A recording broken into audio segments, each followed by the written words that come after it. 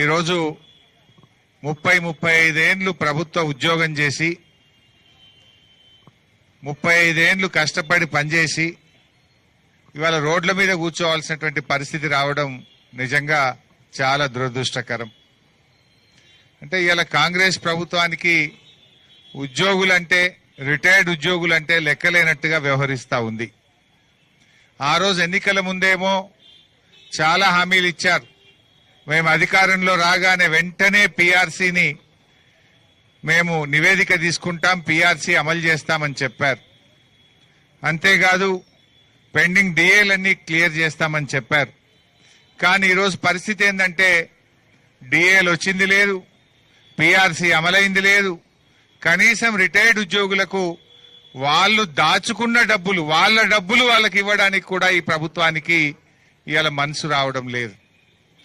రేవంత్ రెడ్డి ఎట్లా తయారైపోయిందంటే ఏ రోటికాడ ఆ పాట పాడతాడు. ఇష్టం ఉంటే ఒక తీరు, ఇష్టం లేకపోతే ఇంకో తీరు ఆయన తీరు. ఇప్పుడు ఆయన మాట్లాడేది ఏంది? రిటైర్డ్ ఉద్యోగులు అయ్యా మహాప్రభో, ఈ భారతదేశంలో ఏ రాష్ట్రంలో కూడా 10,000 బకాయిలు పడ్డ రాష్ట్రం లేదు. రిటైర్డ్ ఉద్యోగులను ఇంత గోసబెట్టిన రాష్ట్రం ఒక్క నీ రేవంత్ రెడ్డి ప్రభుత్వమే అంటే నన్ను కోసుక తింటారా, పైసలు లేవు అని మాట్లాడతాడు. పైసలు లేక కాదు, రేవంత్ రెడ్డికి మనసు లేక సమస్య వచ్చింది. ఎందుకు ఈ మాట నేను అంటున్నా అంటే ఆధారాలతో సహా చెప్తున్నా. ఇవాళ రేవంత్ రెడ్డి ముఖ్యమంత్రి అయిన తర్వాత 96,000 కోట్ల రూపాయల కొత్త టెండర్లు పిలిచాడు. 96,000 కోట్ల పనులు ఈ రాష్ట్రంలో జరుగుతూ ఉన్నాయి. అవి ఇంటిగ్రేటెడ్ స్కూళ్లు కావచ్చు, ఫ్లైఓవర్లు కావచ్చు, ఇరిగేషన్ డిపార్ట్మెంట్ లో లిఫ్ట్ ఇరిగేషన్ స్కీములు కావచ్చు, రోడ్లు కావచ్చు. ఇట్లా 96,000 కోట్ల రూపాయల కాంట్రాక్టులకు కొత్తగా టెండర్లు పిలిచాడు. నంబర్ 1. 30,000 కోట్ల రూపాయలు బడా కాంట్రాక్టర్లకు బిల్లులు చెల్లించాడు. దానికి డబ్బులు ఉన్నాయి. నిన్న మూసి ప్రజెంటేషన్ ఇచ్చిండు. 10,017 ఇండ్లు కూలగొడతా అంటుండు. 10,017 ఇండ్లు కూలగొడితే ఇంటికి ₹1,00,00,000 వేసినా 10,000 కోట్ల రూపాయల ఇండ్లకు కావాలి. 3,300 ఎకరాలు భూమి సేకరిస్తా అంటుండు. ఆడ 50 లక్షల కోట్ల రూపాయల 50 కోట్లకు ఎకరం ఉంటుంది. అంటే ఆ భూములకే 50,000 కోట్లు కావాలి. అంటే భూములు సేకరించడానికి 50,000 కోట్లుంటాయి. 10,000 ఇండ్లు కూలగొట్టడానికి 10,000 కోట్లుంటాయి. మూసి సుందరీకరణకు 1,50,000 కోట్లు ఖర్చు పెడతా అంటున్నావు. మరి 1,50,000 కోట్లు మూసి సుందరీకరణ ఖర్చు పెట్టడానికి నీ దగ్గర డబ్బులుంటాయి. మా రిటైర్డ్ ఉద్యోగులకు వాళ్ళ డబ్బులు వాళ్ళకి ఇచ్చేయడానికి నీకు డబ్బులు లేవా? అంటే డబ్బులు లేక కాదు, నీకు మనసు లేక. 30,000 కోట్లు బడా కాంట్రాక్టులకు బిల్లులకు డబ్బులున్నాయి. 96,000 కోట్లతో కొత్త టెండర్లకు డబ్బులున్నాయి. 1,50,00,000 కోట్లతో మూసి సుందరీకరణకు డబ్బులున్నాయి. అందాల పోటీలు పెట్టడానికి 100 కోట్లు ఉంటాయి నీ దగ్గర. నీ ఫుట్బాల్ షోకుల కోసం 100 కోట్ల రూపాయలు ఖర్చు పెడతావు. నీ క్యాంప్ ఆఫీస్ కోసం 100 కోట్ల రూపాయలు ఖర్చు పెడతావు. కేరళ, ఢిల్లీ, హర్యానా, మహారాష్ట్రలో ఎన్నికలు జరిగితే రాష్ట్ర ప్రభుత్వ డబ్బులతో 100 కోట్ల రూపాయలతో ఆ రాష్ట్రాల్లో అడ్వర్టైజ్మెంట్లు వేయడానికి, నీ బొమ్మలేసుకోవడానికి నీకు డబ్బులు ఉంటాయి. మా ఉద్యోగులంటేనే ఉండయా? ఇక్కడ డబ్బులు లేక కాదు, మనసు లేక. ఆయన ప్రాధాన్యతలు వేరే ఉన్నాయి. కమిషన్లు వచ్చేది ఉంటే మాత్రమే డబ్బులుంటాయి. మా రిటైర్డ్ ఉద్యోగులు కదా, గరీబోళ్ళు కదా, వీళ్ళు కమిషన్లు ఇయ్యరు కనుక డబ్బులు లేవు. కమిషన్లు ఇచ్చే మూసీ బ్యూటిఫికేషన్ పేరు మీద లూటిఫికేషన్ చేసే మూసీకి 1,50,000 కోట్లుంటాయి. బడా కాంట్రాక్టర్ల బిల్లులకు 30,000 కోట్లుంటాయి.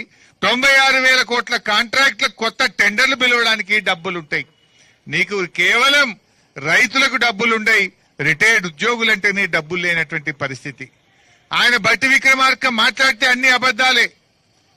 నేను నెలకు 700 కోట్లు ఇస్తా అంటాడు. ఒక్క నెల కూడా వచ్చింది లేదు. చెప్పుడు 700, ఇచ్చుడు 200-300 ఉన్నది. అంతా మోసమే తప్ప ఎక్కడ ఆయన మాటల్లో నిజాయితీ ఉన్నటువంటి పరిస్థితి లేదు. ఇవాళ రాష్ట్ర ప్రభుత్వం కేవలం ఉద్యోగులను ఒక చిన్న చూపు చూస్తూ ఇవాళ ఎంత బాధపడుతున్నారు పాపం. ఎన్ని ప్రాణాలు పోతా ఉన్నాయి. ఇప్పుడు రిటైర్ అయిన తర్వాత పిల్లల పెళ్లిళ్ల కోసమో వైద్యం కోసమో ఆ రిటైర్ అయినాక శేష జీవితం అన్న కొంత మనమలో మనమరాన్లతో సంతోషంగా ఉండాలనుకుంటారు. ఇవాళ కంటి మీద నిద్ర లేకుండా చేసిండు. ఇవాళ ఎన్ని ప్రాణాలు పోయినాయంటే దాదాపు రాష్ట్రంలో 60-70 రిటైర్డ్ ఉద్యోగులు పెన్షన్ బెనిఫిట్లు రాక మనోవేదనతో వైద్యం అందక ఇలా 60-70 మంది రిటైర్డ్ ఉద్యోగుల ప్రాణాన్ని పొట్టన పెట్టుకున్నాడు రేవంత్ రెడ్డి. 60-70 మంది చావుకు కారణం రేవంత్ రెడ్డి ప్రభుత్వం. ఇలా మైసయ్య అనే ఒక ఎస్ఐ ఖమ్మం జిల్లాలో ఆయన పాపం వైద్యం అందక ఆసుపత్రిలో ప్రాణాలు విడిచిండు మైసయ్య. 30 లక్షలైనవి, అప్పు పుట్టట్లే, వైద్యానికి డబ్బులు లేవు, రిటైర్మెంట్ డబ్బులు రాక మైసయ్య చనిపోయినటువంటి పరిస్థితి. మొన్న హన్మకొండలో స్టేషన్ గన్పూర్ ఎస్ఐ శ్రీనివాస్ పాపం వైద్యం అందక ఆసుపత్రిలో ట్రీట్మెంట్ అందక ఆయన తన బాధను సోషల్ మీడియాలో వెళ్లబుచ్చుకున్నటువంటి పరిస్థితి మనం చూశాం. అట్లే కొండయ్య టీచర్ గారు, రేవంత్ రెడ్డి గారి సొంత ప్రాంతం, ఆ రిటైర్డ్ ఉద్యోగి కొండయ్య చావు బతుకుల్లో మంచం మీద ఉండి నా దాచుకున్న డబ్బులు, నా పెన్షన్ బెనిఫిట్లు దయచేసి అందియండి అని చెప్పి ఉపాధ్యాయుడు కొండయ్య మొరబెట్టుకున్నటువంటి బాధలు మనం చూశాం. అదేవిధంగా బాలకిషన్ సిఐ గారు పాపం ఆయన రిటైర్మెంట్ బెనిఫిట్లు రాక బిడ్డను అల్లుడు ఇడిచిపెడితే ఆ మనోవేదనతో గుండెపోటు వచ్చి బాలకిషన్ సిఐ గారు వరంగల్లో చనిపోయిన పరిస్థితి మనం చూశాం. ఇంకా ఎన్ని ప్రాణాలు పోవాలి? ఇంకెన్ని ప్రాణాలు పోతే రేవంత్ రెడ్డి గారికి సోయ వస్తుంది? రేవంత్ రెడ్డి గారికి ఇంకా ఆయన ఎప్పుడు కళ్ళు తెరుస్తాడో అర్థమైతలేదు. అయితే ఇక్కడ ఒక విషయం చెప్పాలి మీకు.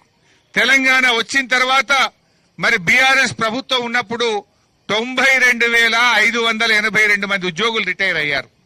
92,582 మంది 9.5 ఏళ్ల బీఆర్ఎస్ కాలంలో రిటైర్ అయ్యారు. చాలా మందికి రిటైర్ అయిన రోజే ఇచ్చాం, తప్పితే నెల లోపల అందరికీ డబ్బులు ఇచ్చాం.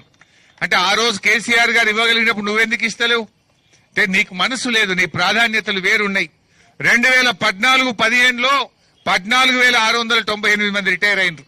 15-16లో 17,250 అయినరు.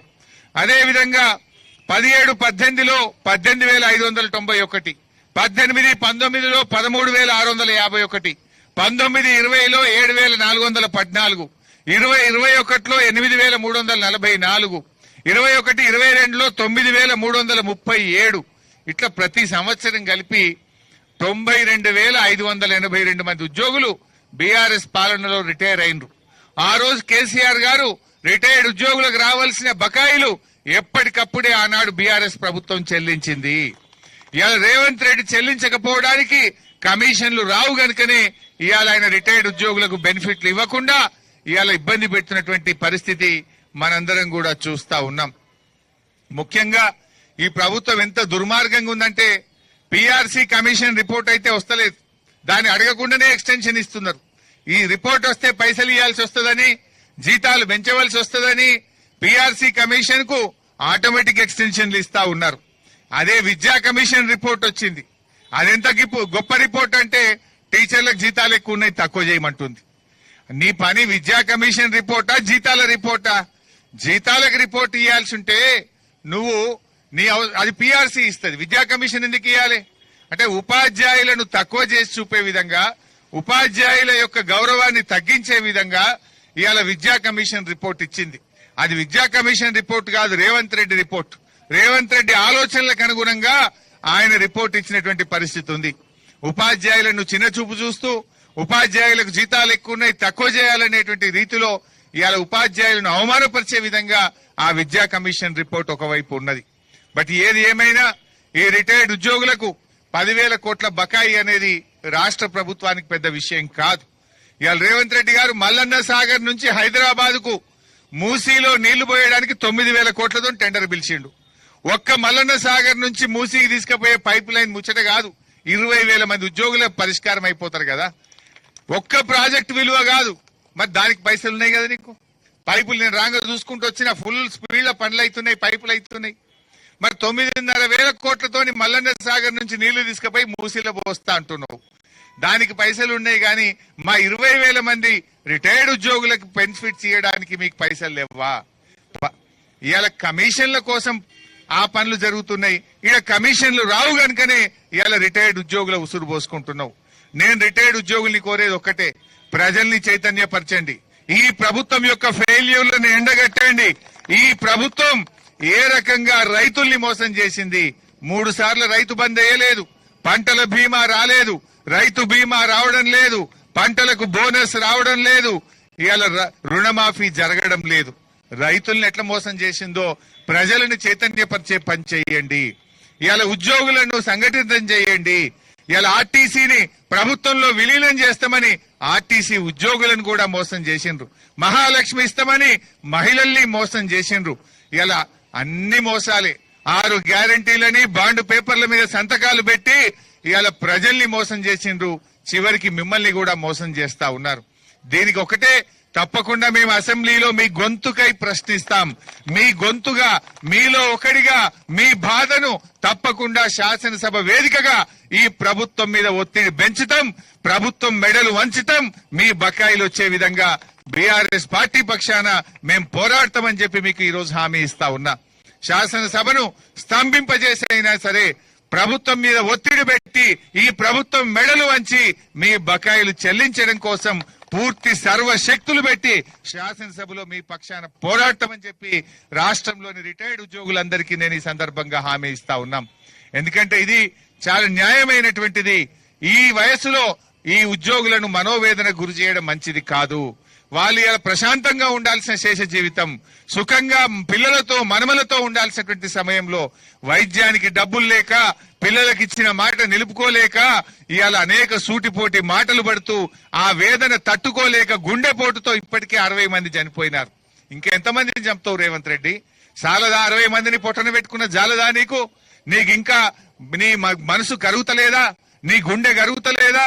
ఎందుకు వీళ్ళని ఇవాళ రోడ్ల మీద కూర్చొని పెడుతున్నావు? ఇళ్లలో ఉండాల్సిన ఉద్యోగులు ఇవాళ రిటైర్ అయినాక 30 ఏళ్లు సేవ చేసినాక ఇవాళ రోడ్డు మీదకి తెచ్చిన వాళ్ళ జీవితాలను మండు టెండల్లో ఇవాళ నిరాహార దీక్షలు చేసేటువంటి పరిస్థితి రిటైర్డ్ ఉద్యోగులకు వచ్చిందంటే ఈ ప్రభుత్వ చేతగానితనం వల్ల, ఈ ప్రభుత్వానికి ఉద్యోగులంటే లెక్కలేనితనం వల్ల ఈ రకమైనటువంటి పరిస్థితి ఏర్పడ్డది. తప్పకుండా మేము గట్టిగా మీ పక్షాన ఉంటాం. మీరు కూడా సంఘటిత పరచండి.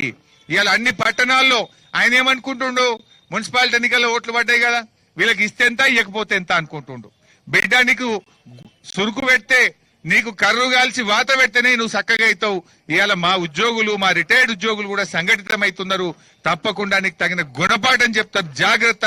ఇప్పటికైనా ఈ వచ్చే బడ్జెట్ లో బట్టి విక్రమార్క గారిని ఈ వేదిక నుంచి నేను డిమాండ్ చేస్తా ఉన్నా. రిటైర్డ్ ఉద్యోగుల పక్షాన నేను డిమాండ్ చేస్తా ఉన్నా. 3 లక్షల కోట్ల బడ్జెట్ పెడుతున్నావు కదా, 3 లక్షల కోట్ల బడ్జెట్ లో 10,000 కోట్లు మా రిటైర్డ్ ఉద్యోగుల బకాయిలు ఇయ్యలేవా? నువ్వు ఏంది నీ ప్రభుత్వం వచ్చినాక ఈ 2 ఏళ్ల 3 నెలల్లో 1,55,000 కోట్ల FRBM అప్పులు తెచ్చినావు. నువ్వు 1,55,000 కోట్లు తెచ్చినావు కదా, అందుకెళ్ళి 10,000 కోట్లు మా రిటైర్డ్ ఉద్యోగులకు ఇయ్యలేవా? బడా కాంట్రాక్టర్లకు ఇస్తావు, పెద్ద పెద్ద టెండర్లు పిలుస్తావు, కమిషన్లు వచ్చే పనులు మాత్రం చేస్తావు. ఇవాళ దయచేసి బట్టి గారు ఈ రిటైర్డ్ ఉద్యోగుల వేదన అర్థం చేసుకో. ఈ బడ్జెట్ లో ప్రత్యేకంగా 10,000 కోట్లు పెట్టి రిటైర్డ్ ఉద్యోగుల బకాయిలన్నీ చెల్లించే విధంగా బడ్జెట్ రూపకల్పన చేయాలని చెప్పి కూడా ఆర్థిక మంత్రి గారిని డిమాండ్ చేస్తూ అందరికీ నమస్కారం. జై తెలంగాణ.